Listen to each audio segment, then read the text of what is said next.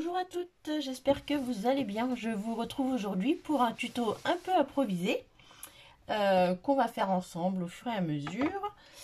J'ai pas fait de prototype, je me suis lancée comme ça, j'ai quand même regardé un petit peu avant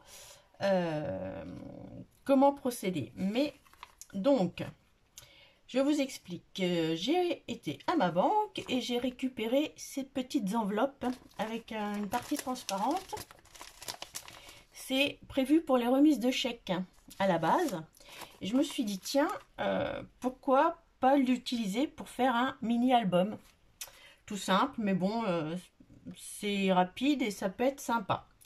Donc pour le moment, j'ai une idée un peu approximative. J'ai fait un petit test avec une seule enveloppe. J'ai fait 2 feuillets. Donc je vais vous expliquer comment. Vous voyez, et dedans, on glissera un papier avec la photo.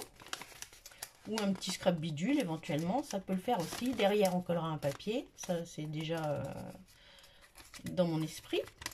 Et après pour la reliure, on verra différentes peut-être méthodes, soit un anneau, soit des petits un die que j'ai trouvé sur Ali pour faire des reliures. Voilà, voilà. Donc la première étape, c'est de prendre votre enveloppe de remise de chèque. Hop, ça c'est pour vous montrer après. Vous allez plier la partie qui se rabat normalement pour fermer la remise de chèque. Elle n'est pas autocollante, je pensais, mais non. Vous allez la plier à 2 cm. Hop, je prends mon massicot, je place à 2 à droite et je viens délicatement faire mon trait de pliure comme ceci. Là, je vais mettre un morceau de double face avant la pliure, bien sûr. Toc, pour fermer mon enveloppe.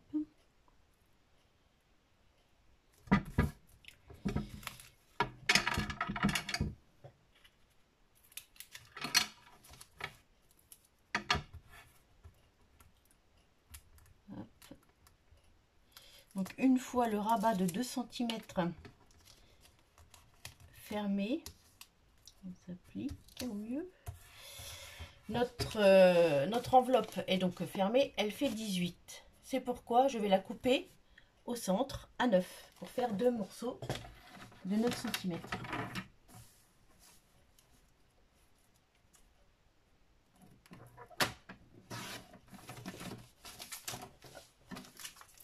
Donc voilà, une partie qui est là, l'autre partie qui est là. C'est là qu'il ne faut pas que je me trompe. Donc cette partie là, celle où il y a marqué le Crédit Agricole, je la retourne et je vais coller ici dessus l'autre partie en mettant du double face de façon à avoir l'ouverture extérieure et l'ouverture extérieure ici aussi. Jusque là c'est tout bête.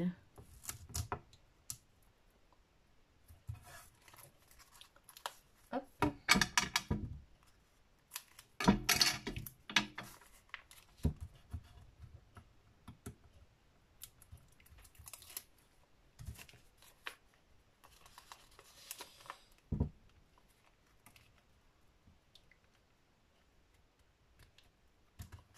Donc voilà un deuxième feuillet.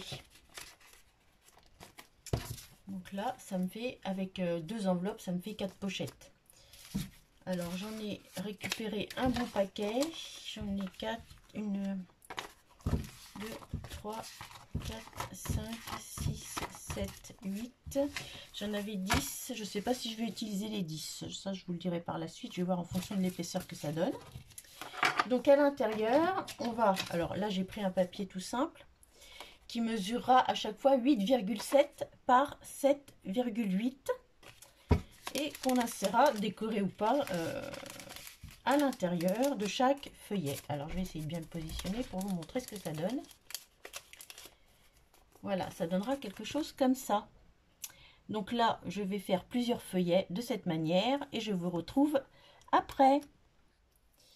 Donc voilà, j'ai rempli 3 feuillets en fait, parce que ça suffit avec les papiers, ça fait déjà pas mal épais. Je veux pas faire un gros carnet pour commencer. Donc ça nous donne ceci. Hop.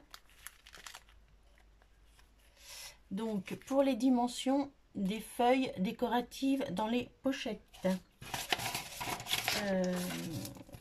J'ai perdu mon petit papier évidemment. Je vous l'ai dit tout à l'heure. Par contre, pour les pages au verso, c'est 8,7 de hauteur. De toute façon, c'est toujours 8,7. Et là, c'est 7 de largeur.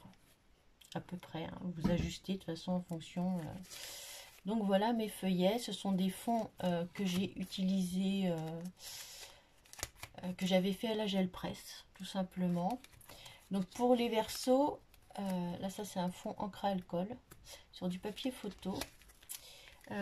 Ça c'est une découpe que j'avais fait dans du papier. Et pour les versos, si vous voulez imprimer, comme là j'ai fait un tampon de fond, faites-le avant de coller votre papier. Donc ceux-là sont collés, par contre ceux dans les pochettes sont mobiles pour le moment, parce que évidemment pour ajouter des photos ce sera plus simple. Donc voilà où on en est pour le moment. Donc là 3 feuillets, ça nous fait une petite épaisseur comme ça. Je vais étudier l'histoire de la couverture.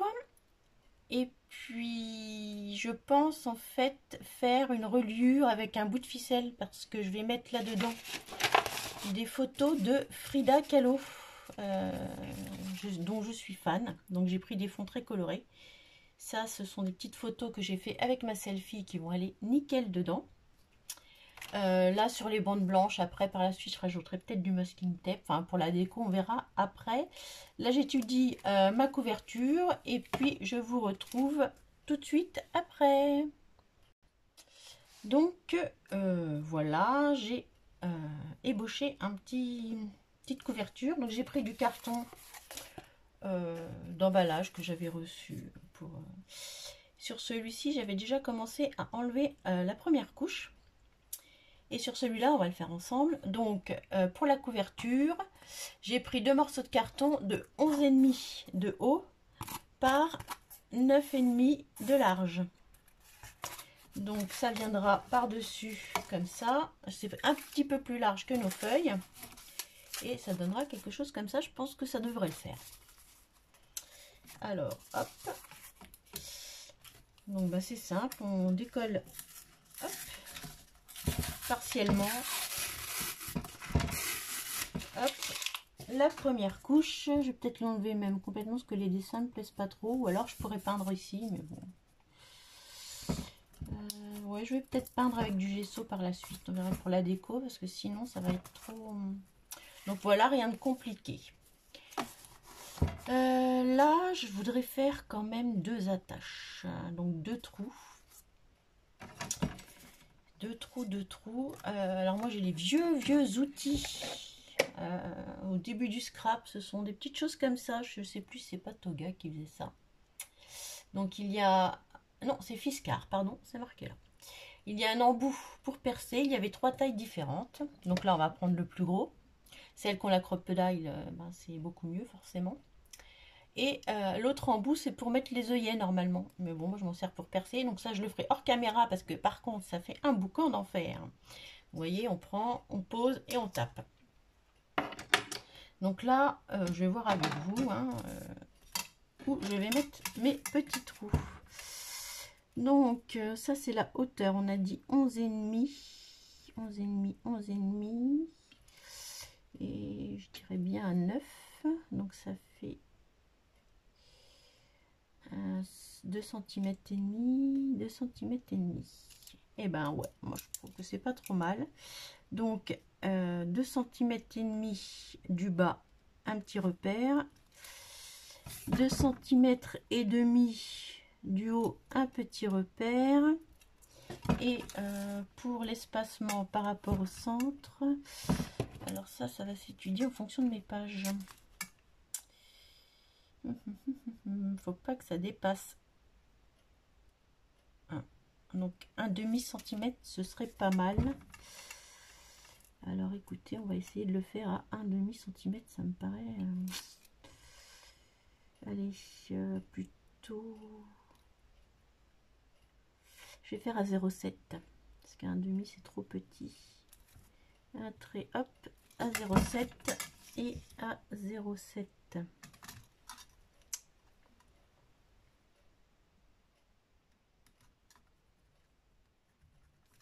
Parce que mon trou après... Donc hors caméra, je vais faire la même chose sur les 2 pages et je vous retrouve. Donc voilà, j'ai percé ma couverture, donc 2,5 et 0,7 par rapport au bord. J'ai fait de même pour toutes mes pages. Alors pour les pages, je ne me suis pas embêtée. J'ai pas pris mon outil très bruyant parce que c'est pas très épais. J'ai carrément pris ma perforatrice, c'est le même diamètre de rond. Donc là, évidemment, j'avais que des gros anneaux. Donc du coup, je pourrais peut-être par la suite rajouter des pages à mon carnet. Donc j'ai fait de même pour toutes mes feuilles. Donc là, il va me rester plus que la déco, mais ça, je le ferai hors caméra et puis je vous donnerai le résultat final. Voilà, donc rapide, simple, récup total. Sauf les anneaux forcément, mais ça permet d'utiliser tous les fonds gel presse. D'ailleurs, celui-là, si ça vous intéresse, pour un tuto, c'est très facile, c'est de l'encre oxyde, un spray d'eau, la plaque en verre et un heat gun. Voilà. On peut également faire des taches blanches mouchetées dessus si on veut. Vous dites-moi si ça vous intéresse, on pourra faire ça ensemble en tuto, mais je crois que je me demande si je l'avais pas déjà fait d'ailleurs. Voilà, j'espère que cette vidéo vous a plu. Je vous mettrai la photo du résultat final. Je vous souhaite une excellente journée et vous dis à très bientôt. Bye bye.